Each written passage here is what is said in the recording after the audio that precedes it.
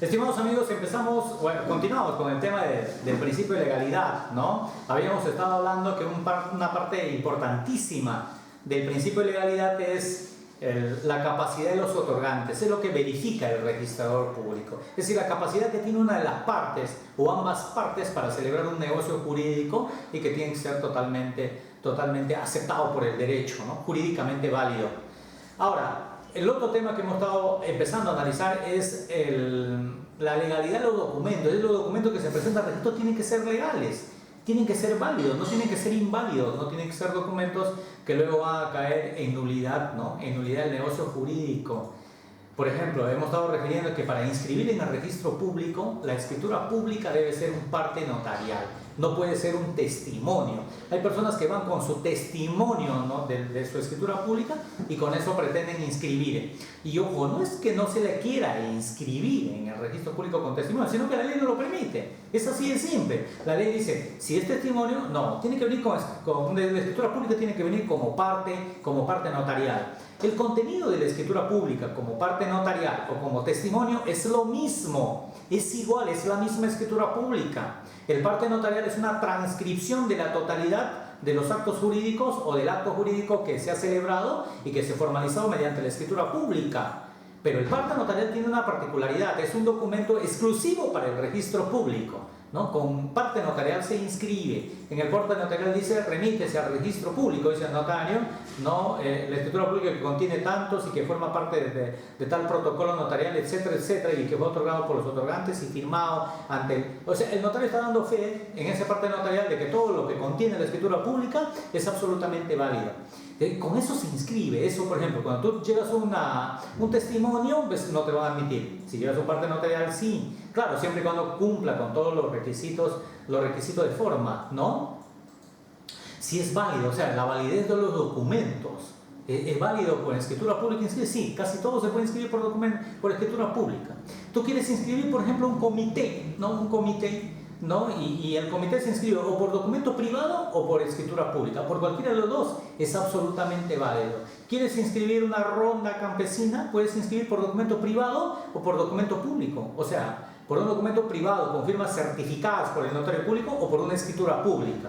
Puedes inscribir por cualquiera de esas formas. Igual cuando se trata de órganos de gobierno, de comunidades nativas o de comunidades campesinas, etcétera, ¿no? Incluso si vas a inscribir una asociación, por ejemplo, una empresa, ¿no? Una sociedad anónima, una SRL, una EIRL, quieres inscribir una compra-venta, una donación, ¿no? Una permuta, quieres inscribir una hipoteca, quieres inscribir una garantía mobiliaria, tienes que hacerlo por instrumento público, tienes que hacerlo por escritura pública. En el caso de la garantía mobiliaria, esta escritura pública, este instrumento público, no se llama escritura pública, se llama acta notarial, ¿no? Se llama acta notarial, pero tiene las características y es un instrumento público, ¿no? Es un instrumento público. Por lo tanto, esa es la validez del documento que vas a inscribir. Por ejemplo, quieres rectificar el número de un DNI, ¿no?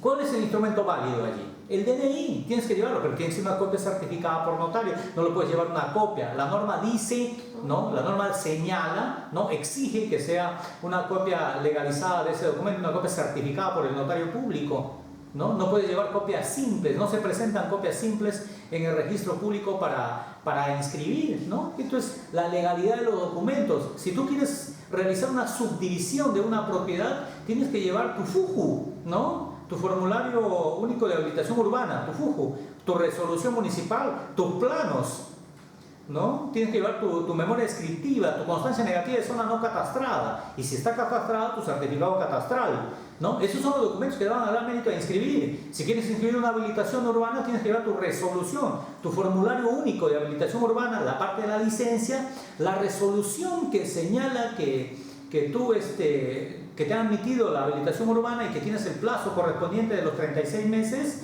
pero que además te autoriza la venta garantizada, por ejemplo, ¿no?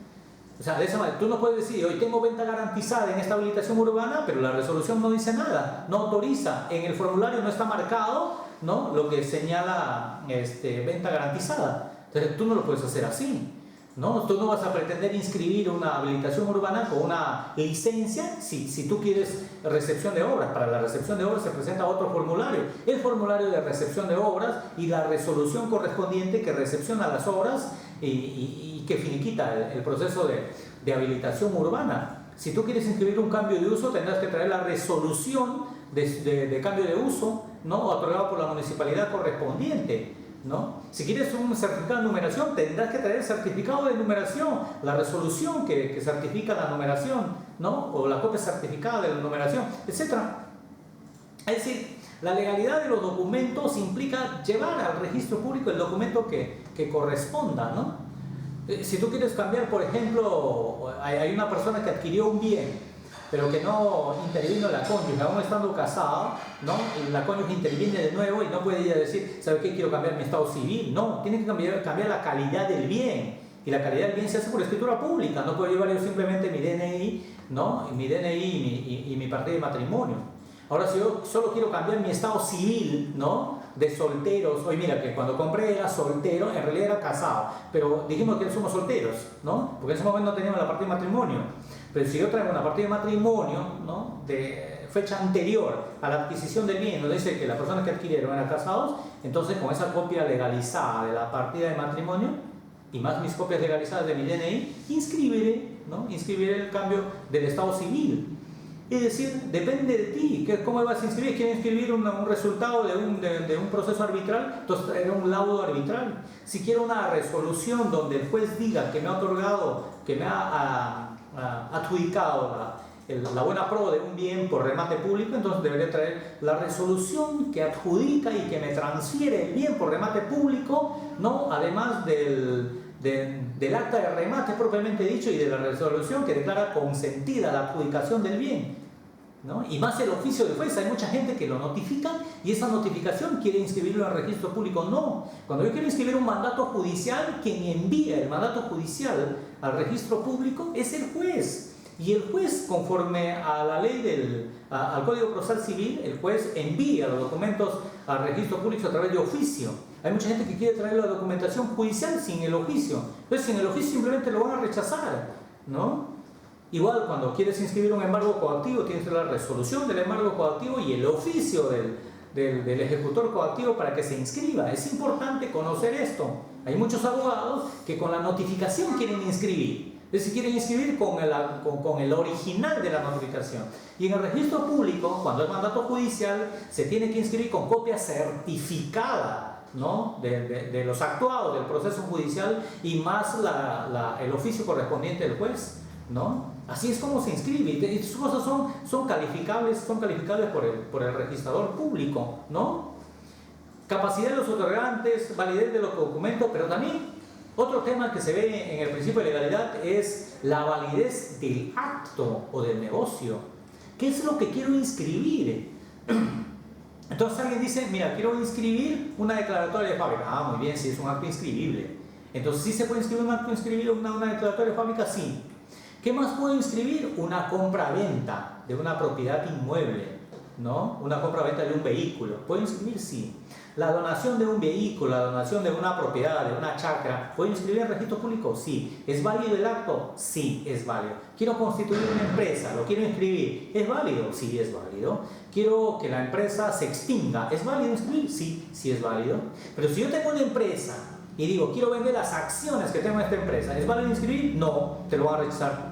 ¿Por qué? Porque la ley dice que la compra-venta de las acciones en una empresa no es transferible, no es inscribible en el registro público. Eso se inscribe en otro lado, en el libro matrícula de acciones que tiene esa sociedad. Eso tiene que ver con el gerente, con ustedes, con la empresa, pero no tiene que ver con el registro público. Si, por ejemplo, llega un embargo para embargar las acciones en una sociedad, ¿es inscribible? No. Si yo te presto dinero, quiero inscribir en el registro público, aunque tenga escritura pública, ¿lo puedo inscribir? No, no puedo inscribir. Cuando yo te presto dinero, que es un mutuo, es un contrato de mutuo o obligacional, solo de crédito, no se puede inscribir en el registro. Si vas al banco, el banco te presta dinero, ¿no? Y por ejemplo lo hace por documento privado o por documento público o por lo que quieras, no puedes inscribir en registros públicos. Porque en el registro público no se inscribe el mutuo, no se inscribe el préstamo del dinero.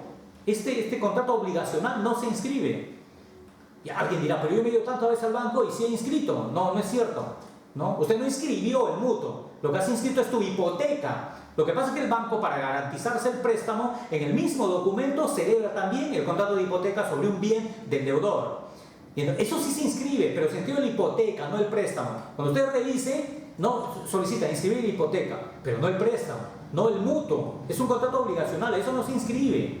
Lo que se inscribe es la garantía hipotecaria, la garantía que pesa sobre la propiedad. Seguramente te han dado un préstamo, pero al registro público no le importa cuánto de préstamo te han dado, sino por cuánto garantizaste, por cuánto es tu hipoteca. Eso es lo que importa al registro público, y no tu préstamo, ¿no? Entonces uno tiene que saber qué actos se inscriben en el registro público. ¿Una permuta de bienes se inscribiría en el registro público? Sí. Ahora, una cesión de uso que el Estado hace, por ejemplo, barrancos, ¿no? o zonas de protección, ¿se inscribe en el registro? Sí, pero con una condición. Primero tiene que estar inscrita la propiedad a favor del Estado. ¿Qué pasa si los barrancos en Moyobamba no están inscritos a favor de la municipalidad? ¿Podrá darlos en uso? ¿Se podrán inscribir? No. No se puede inscribir, ¿por qué? Porque no hay el acto de donde emana el derecho. Yo no te puedo dar algo que no tenga inscrito en el registro. Seguramente te puedo dar en uso, pero no lo puedo inscribir. Por más que esté por escritura pública, no lo puedo inscribir en el registro público. No lo puedo inscribir, ¿no? ¿Por qué? Porque previamente, por el principio de tracto sucesivo que hemos visto, primero tienes que inmatricular una propiedad a tu nombre. Imagínate tú que el Estado te diga, te dono al gobierno regional o a quien sea, ¿no? un vehículo, ¿no? Y luego quieras inscribir su cambio de uso o su donación. ¿Cómo lo inscribes? Primero tengo que inmatricular el vehículo. Primero tengo que inmatricularlo. O sea, claro, el Estado me tendrá que dar todos los documentos correspondientes para la inmatriculación. Una vez inmatriculado, pues luego se efectuará la donación a la entidad pública correspondiente. Pues se tiene que inscribir así. O sea, el acto es inscribible siempre y cuando, es como dicen, hoy te vendo una propiedad, hoy día, ¿no? Vas a inscribir a registros públicos y tu vendedor te dice, todavía no está inscrito a mi favor. ¿Se puede inscribir? No, por más que sea compra-venta de inmuebles, no se puede inscribir, ¿no? O sea, el acto puede ser inscribible, pero el documento no te va a admitir para que inscriba, ¿no? Entonces el documento no es totalmente válido para inscribir. ¿Qué puedes hacer? Esperar tus 5 años, ¿no? ¿Qué puedes hacer? Solicitar tu formación de título supletorio. ¿Qué puedes hacer? Solicitar la prescripción adquisitiva de dominio de la propiedad. Puedes hacer todo eso, lo que quieras, pero no lo puedes inscribir si el derecho de donde emana no está inscrito, ¿no? En virtud del principio de tracto sucesivo. Para que tú inscribas una transferencia de una propiedad, tu vendedor tiene que tener derecho inscrito, y si no, tienes que esperar 5 años.